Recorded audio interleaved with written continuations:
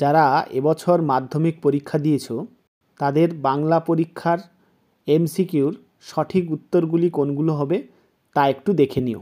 যার প্রথম প্রশ্ন রয়েছে, রাবণ ইন্দ্রজিৎকে রামচন্দ্রের সঙ্গে যুদ্ধ করার জন্য কোন সময় নির্দেশ করেছিলেন? উত্তর হবে প্রভাতে। পরের প্রশ্ন, বিখ্যাত লেখক শৈলজানন্দের ফাউন্টেন পেনের সংগ্রহ ছিল? উত্তর হবে 2 ডজন। প্রাচীন সুমেরিয়ান বা ফিনিশিয়ানদের লেখনী কী ছিল? উত্তর হবে নলখাগড়া। কত সালে কলকাতা বিশ্ববিদ্যালয় পরিভাষা সমিতি নিযুক্ত করেন? উত্তর হবে 1936 সালে।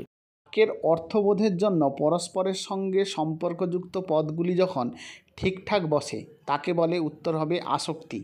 পরের প্রশ্ন, আবার তোরা মানুষ হ বাক্যটি হলো অনুজ্ঞাসূচক বাক্য। ভাববাচ্যের প্রাধান্য পায়? উত্তর হবে ক্রিয়ার ভাব।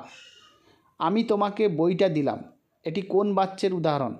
উত্তর হবে কর্তৃবাচ্যের। অনুসর্গ প্রধান কারক হলো 3 প্রকার। বুলবুলিতে ধান খেয়েছে, বুলবুলির সঙ্গে তে যুক্ত হয়ে কী কারক হয়েছে? উত্তর হবে কর্তৃকারক। যে সমাসে উভয় পদের অর্থ অক্ষুণ্ণ থাকে? উত্তর হবে দ্বন্দ্ব সমাস। যে সমাসে পূর্বপদে উপমেয়, পরপদ উপমান এবং সাধারণ ধর্মটি উহ্য থাকে তাকে বলে উপমিতি কর্মধারায়। তবু লিখছে লুকিয়ে লিখছে, এভাবে লেখার কারণ? যেন নেশায় পেয়েছে। নদের চাঁদের বয়স হলো 30 বছর। গিরিশ মহাপাত্রের জামার রং ছিল রামধনু।